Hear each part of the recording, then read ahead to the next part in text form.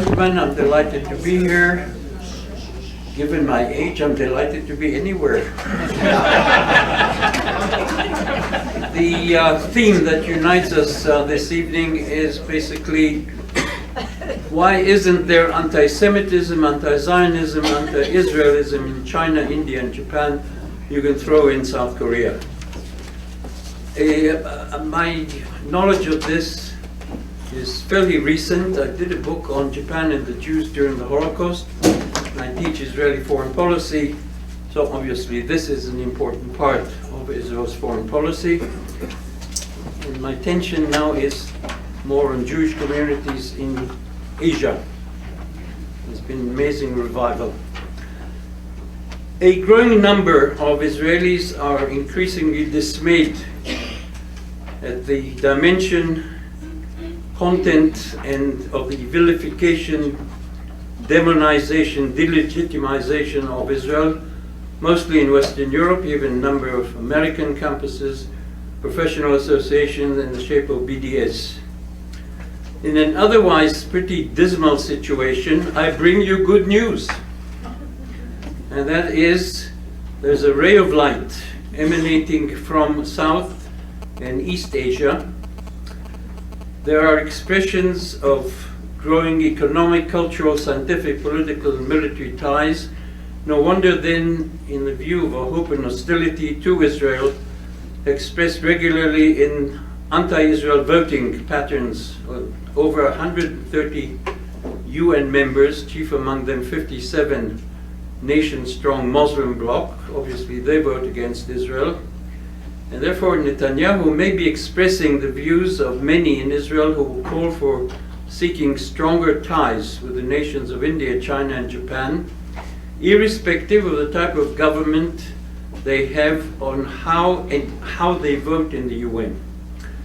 I want to offer some explanations as to why these countries have decided in recent years to strengthen their ties with Israel in many fields, and why Israel normally doesn't encounter there the criticism and at times open hostility directed at it from various quarters in Western Europe and occasionally in North America, apart from the so-called neutral or third world nations.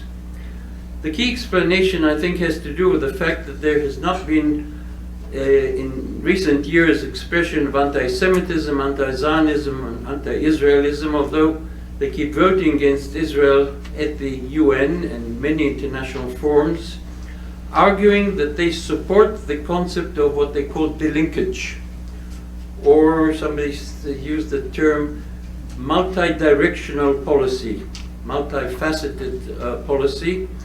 Namely, their ties with Israel are not linked with any progress on the Israel-Palestinian political process. That is unlike Europe, where there is linkage. This has not always been the case. These three countries, mainly India, have openly been hostile. So was China. Japan, for many years, followed the policy of estrangement. And these three countries are quite hostile, both the government and the media and academia. The change came in the late 1980s, especially after Israel signed peace treaties with Egypt and Jordan and began to negotiate with the Palestinians in the so-called Madrid and later the Oslo processes. The Arab economic boycott on Israel was visibly relaxed, and Israel's international image as a center of innovation soared. Another reason has been the declining dependence of at least Japan on Arab oil, and therefore they were less panicky as they were during the three wars in the Middle East, 56 Sinai War, 67 Six Days War, and especially the 73 Yom Kippur War. I think there are other reasons for the pro-Israeli stand. The religious element is to a certain extent missing. Anti-Semitism has not been ingrained in the culture of these countries. There's no issue of deicide. Happily, the Jews didn't kill Buddha. And therefore, you don't have this problem. They didn't even try to kill Confucius, so you can relax on that one. The number of Muslims In India, it's huge, as our friend from India, where is he, explained before. But in China, also tens of millions, and they're hostile to the Hindu and Han majorities. In India, they were partly the cause of at least 2 wars between India and Pakistan, and growing tensions in the area of Kashmir. In China, the Muslim Uyghur in Xinjiang are in a semi-rebellion against the central government, expressed in growing number of acts of terror. No wonder that China has sought advice from Israeli specialists in counter-terror warfare. In Japan, there are virtually no Muslims, and the Japanese government has restricted the number of permits issued to build mosques, I think, like in Switzerland.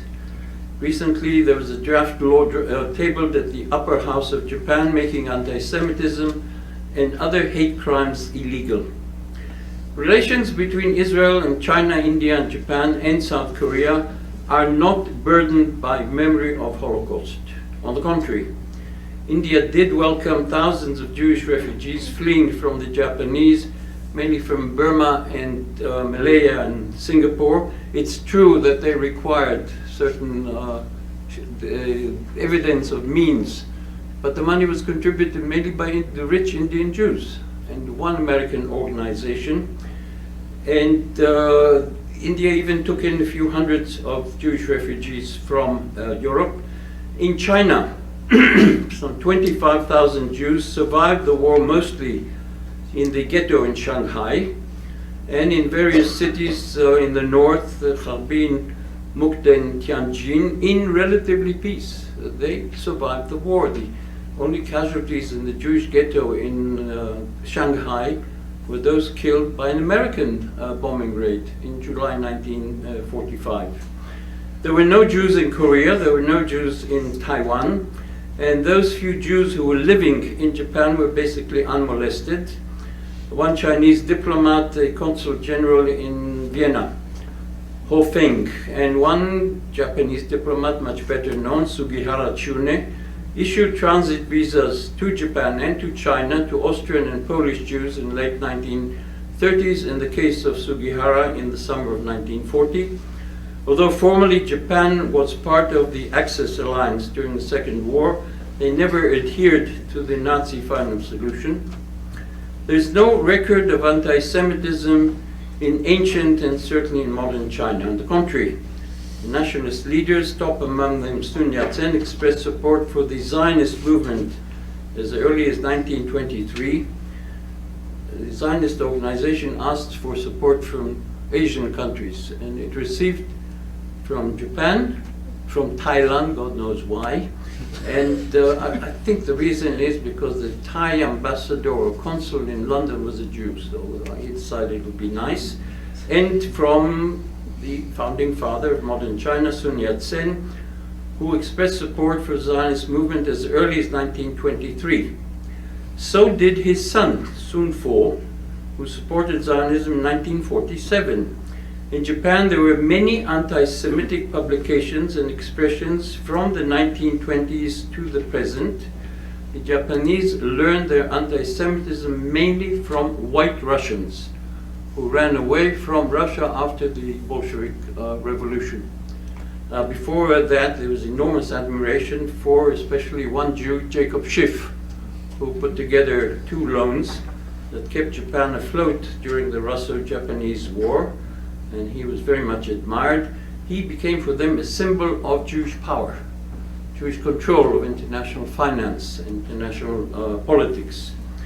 It was never the official policy of Japan to in any way hurt, harm, injure the Jews, and the Jews living in Japan, there were about 1,000, before the war, were never victims of anti-Semitism. For years, the government of India followed an open anti-Zionist policy. If you read the remarks on Zionism by Nehru, and especially Gandhi, in the 30s, they were violently anti-Zionism, it being a colonial arrangement, ideology supported, I think Gandhi used the term by British bayonets. And therefore India was, of course, totally opposed to the partition resolution of 1947. We have to remember that there was virtually no Jewish visibility in any of the countries of Asia, in academia, in government, in politics, in the army, in the arts, maybe with exception in some business, unlike the enormous visibility of Jews in Western Europe and in North America. I think you know the story. Mrs. Thatcher was once asked, "How many Jews do you have in your cabinet?" And she said, 500,000. There's only one Jew who played any role in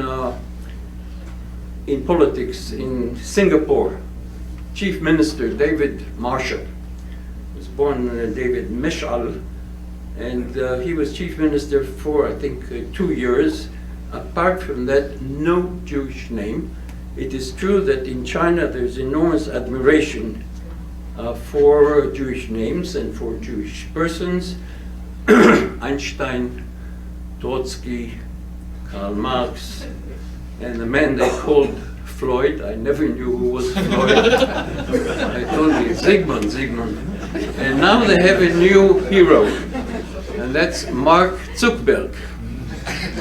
He's both wealthy and he's both very smart. And as somebody told me last time I was there, he had the good sense of marrying a Chinese woman. So now they produced a child, and that child has Jewish and Chinese genes. What else can you ask for? This, incidentally, is still true.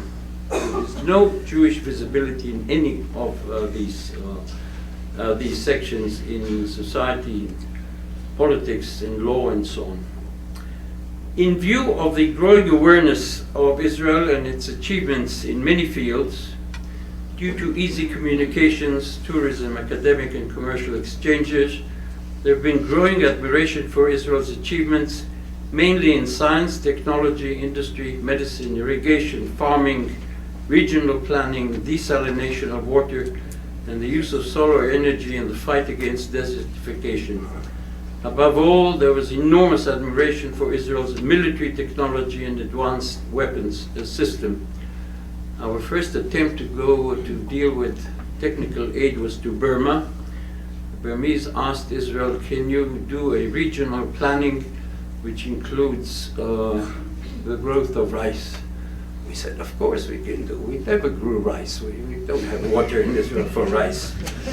We know everything," and we gave them advice. Of course, we fell all over our face. The interesting phenomena, I must say this not facetiously, China was hostile to Israel for 30 years. The government, the party, the media, some of the things that they said far worse than what we've seen during the day.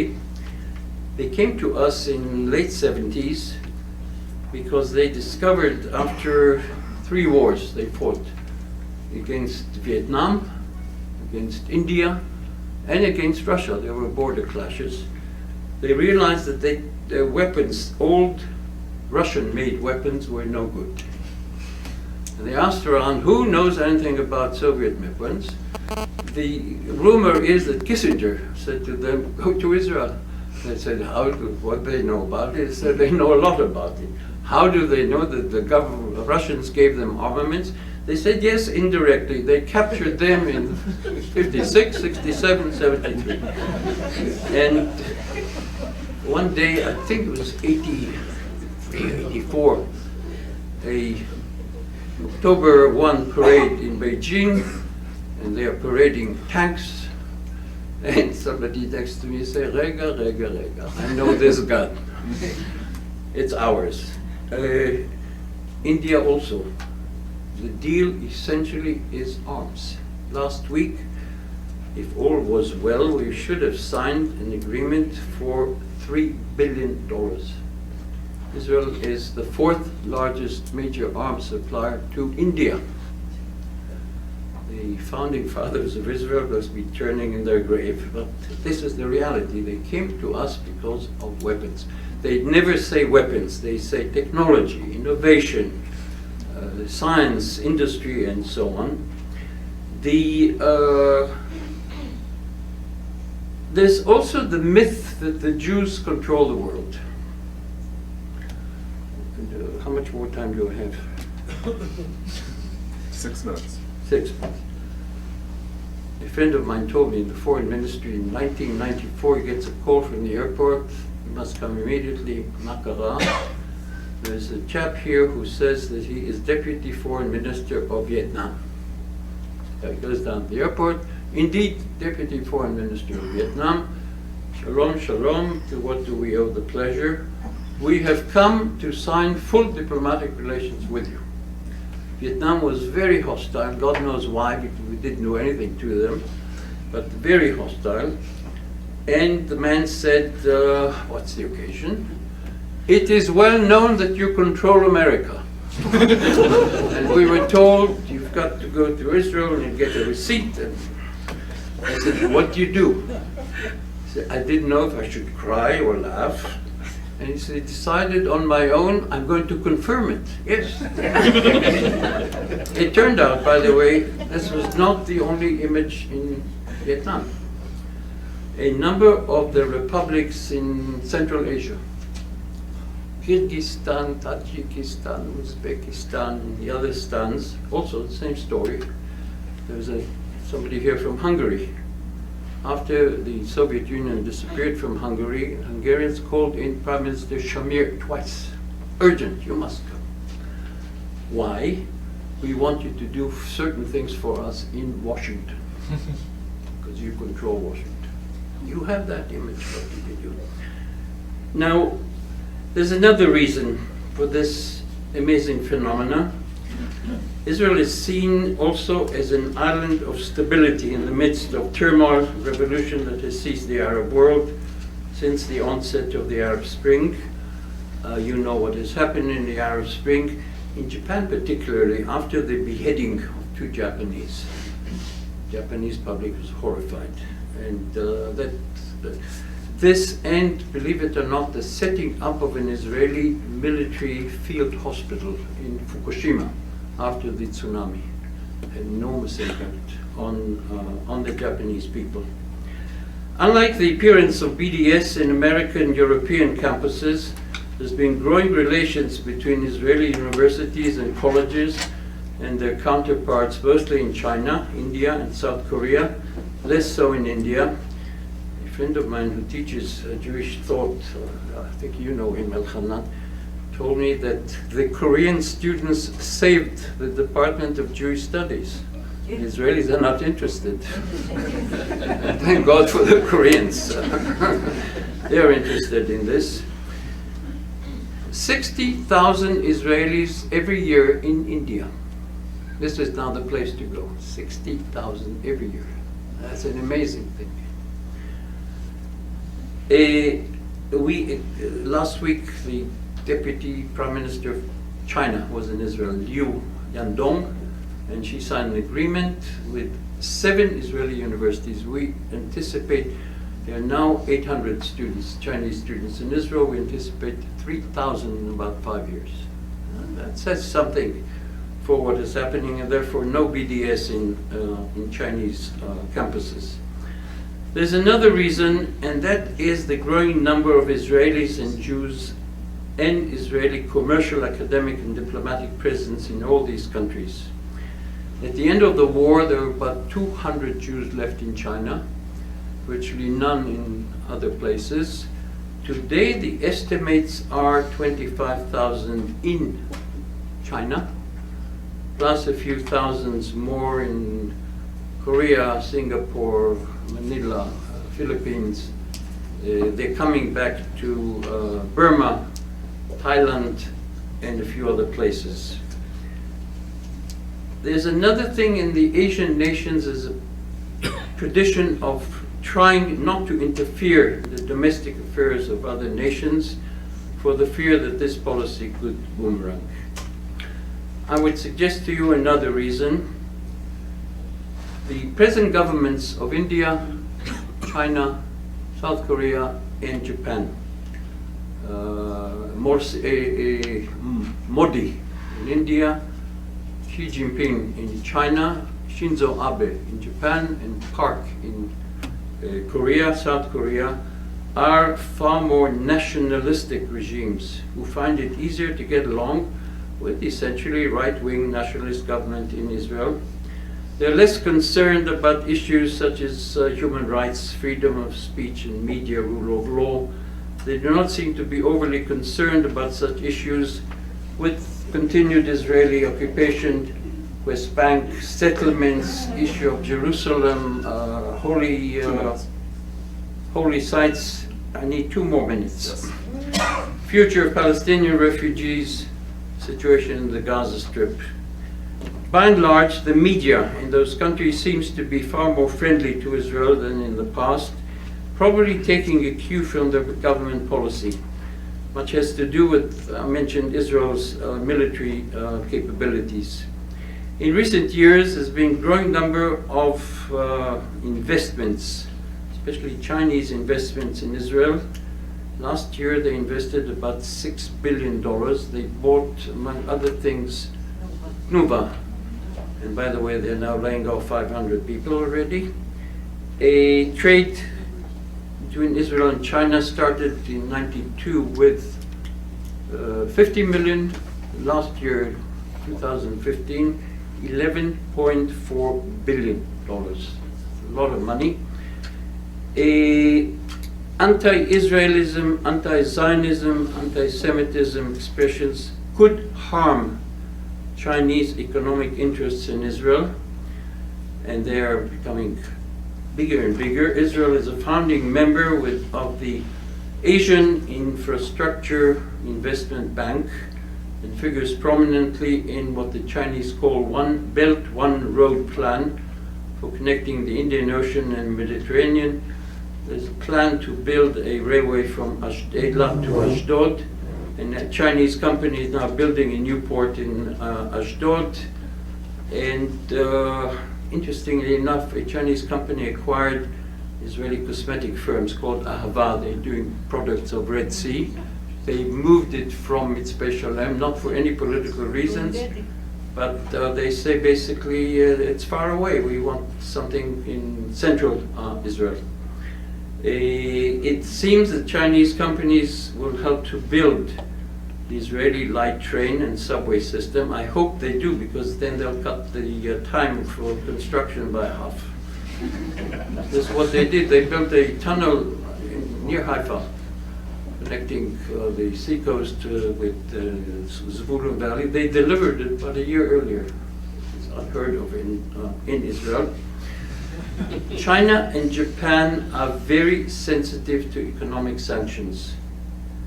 The Japanese experienced them on the eve of World War II, and the Chinese for many years until the early 70s. The final point. On the debit side, not everything is wonderful. They all vote against Israel in the UN and other international organizations. They've all expressed support for Israel-Palestinian peace based on the two-state solution, 67 lines. Jerusalem is the capital of the two states. The last one to do so was the Chinese president on January 21, addressing the Arab League in Cairo. Israel says to them, why do you do this?